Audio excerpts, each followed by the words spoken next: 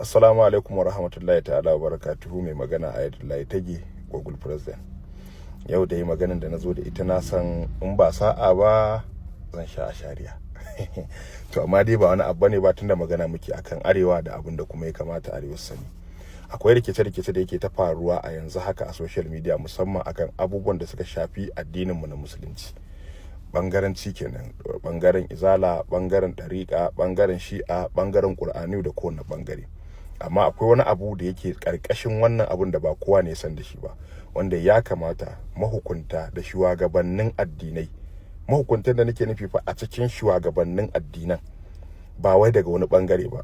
Dalili shine magana ta gaskiya, idan za mu gaya kanmu gaskiya, a cikin wannan abin da yake faruwa akwai wata makarkashiya, akwai wani abu da ake so a shigo da shi, akwai wani abu da ake so a yi amfani da wannan damar domin a cutar da mu, a cutar da yankinmu na arewa.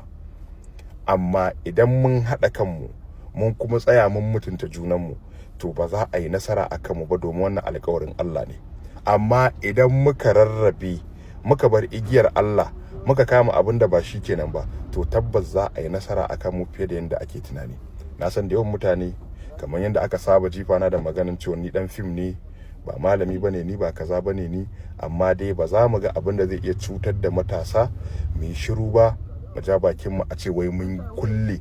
Dan magana ta dan Allah, za a zo lokacin da za mu daina tsoron kowa, za mu daina tsoron komai, za mu rinka faɗar suna da komai da adireshi.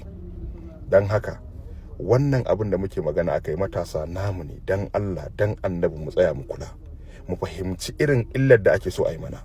Domin idan aka yi mana illa a wannan bangaren, shikenan dan abin da ya rage mana arewa ya kare.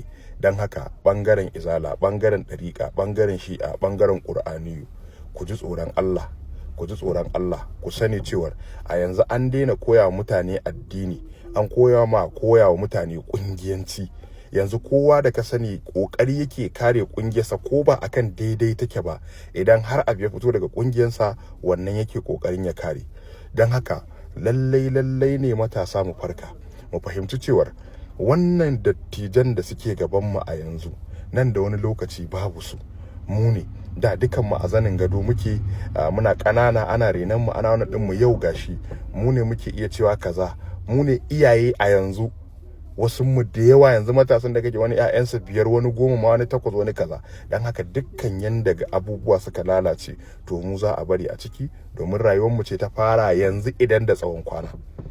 Dan Allah dan annabi matasa, dan Allah dan annabi matasa, kar mu bari a yi amfani da mu wajen cimma bukata, mummunar bukata. Mu yi kokari mu ɗabbaka kalmar Allah. Duk da ni mai kuskure ne, ina faɗan wannan saboda mutane yanda suke kallon mu yan fim, ko suna ganin cewa duk abin da ya fito daga bakin mu, duk da a cikin mutanen ya danganta. Akwai mutanen da suke karɓar gaskiya, tunda an karɓi gaskiyar nan a hannun shedan ma. Dan haka kada ka kalli dan fim ne ni, me wani nake yi a media, menene ni, me na tsaya yi, me abin da yake gabana.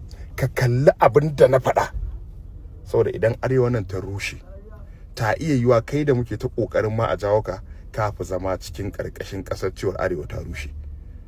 Dan Allah kar mu bari a yi amfani da mu. Masu zagi kuma ku yi a hankali, masu kutuntumo a shari'a ko kutuntumo ta a hankali. Yawwa.